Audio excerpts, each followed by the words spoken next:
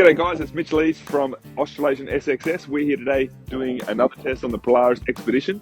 This time we thought we'd test its work capabilities. In previous videos we've done stuff with it as a recreational vehicle, but we have an operating capital farm here and we use this for work as well as play. So I thought we'd go through a few of the things that most guys use a buggy for on their property.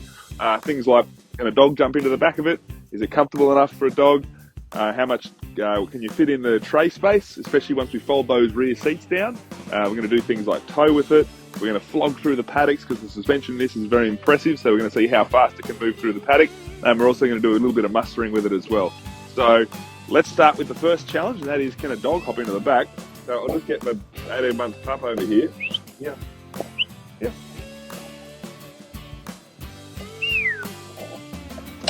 Alright, so it's not that high. Probably higher than a normal Ranger because the suspension in this thing is pretty impressive. That Fox suspension is quite high, but yeah, I'm about 190 centimetres. It comes up to about my hip. So, all right, so she can hop up pretty good. There's little tie down points. We have a little strap over here where we strap her down to. And she really has no issues with the tailgate down. So we're going to try it again with the tailgate up. Now, she does occasionally jump into this small gap. If you've got an older working dog and a more mature working dog, I'll probably be able to hit that gap pretty easily. She's done it once or twice, but there's been a few times where she hasn't quite made the gap, and that's frightened her off jumping in. So we'll get it down.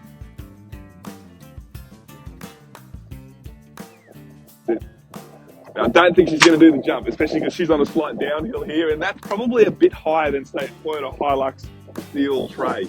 So we're going to see if she jumps up. I don't think she's going to, but if you've got a more mature working dog that's a little bit more experienced, it should be able to hit this gap. Let's have a look. Up, up. Can we get up? Up. So she's a bit nervous. She's not quite sure. It's a bit high. She's only 18 months old, but the older working dog will do it. Up. So she hops up. The good thing is, with the tailgate up, if you're driving around and your dog can get in and out without having to get the tailgate down, she will hop out even at her age. Out. Yep.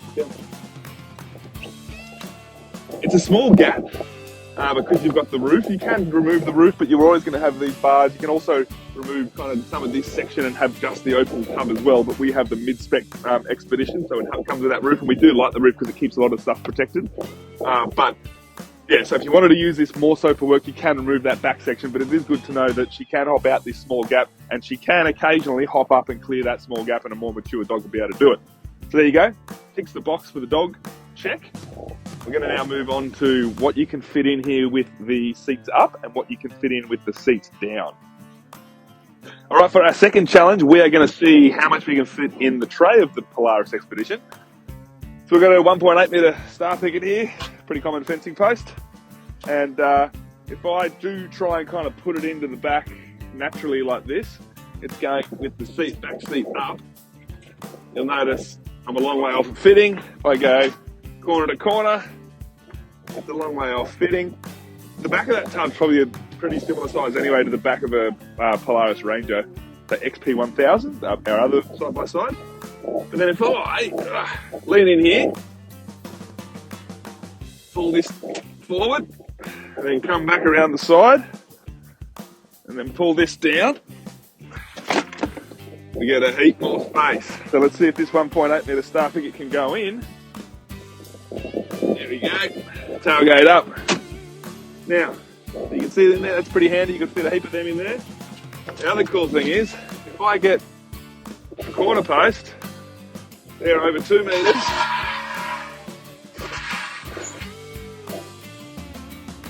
It'll also fit on the angle. But you do have to have the tailgate up. That little bit hanging out the back isn't that bad. Now you certainly wouldn't get this in a standard Polaris Ranger XP 1000 or any other agricultural 3-seat ute for that matter. You'd have to get a vehicle with a longer tray. So really love the feature of being able to fold those back seats down and get a ton of stuff in there. You can get bales of hay in there, like I've shown, star pickets, fencing gear, everything. So it's been a success as something to transport gear around. So we give that one another big thumbs up, and we're going to move now on to moving cattle with it.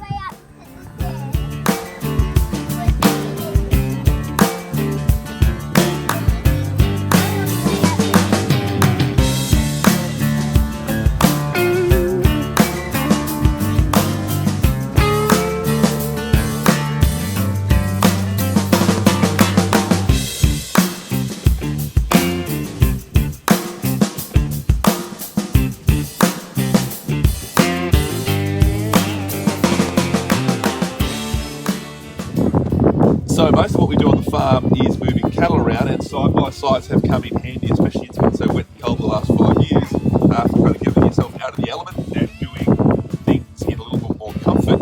And the best thing about that Polaris Ranger XP 1000 we had is that it had an active descent control, so to go slow down hills, and the clutch would always hold in gear so that you could go downhill slowly, but you could also plod along behind cattle slowly.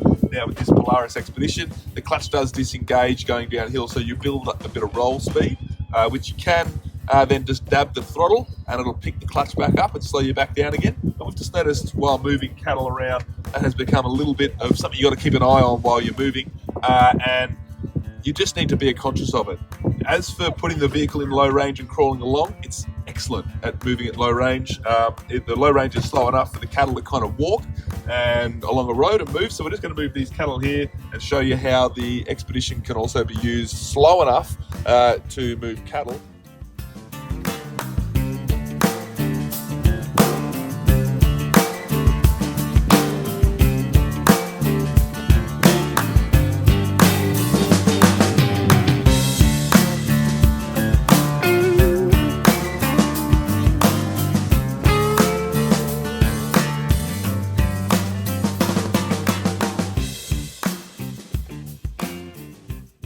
So for our third test, we're going to pull this trailer up and we're going to get a load of wood. So we're going to see how the Polaris Xpedition goes kind of towing. It's a long vehicle, so you add the trailer on, it's going to be quite a long vehicle. So getting in and around gate posts and stuff will be interesting to see how it goes. One of the benefits of this Polaris Xpedition adventure is that it actually comes standard with a reversing camera. So it just makes it that little bit easier to reverse in and hook up the tow ball to the tongue. So we're going to do that now. We'll show you how it goes.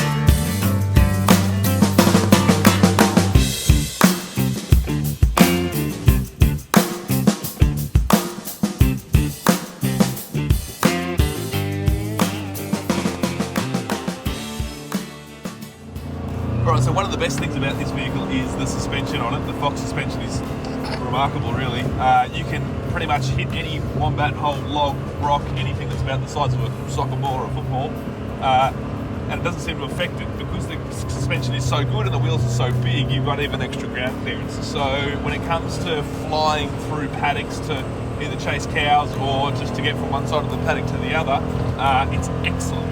Now I know this vehicle is for, mainly for recreational use, but also for maybe transporting staff or customers around a property.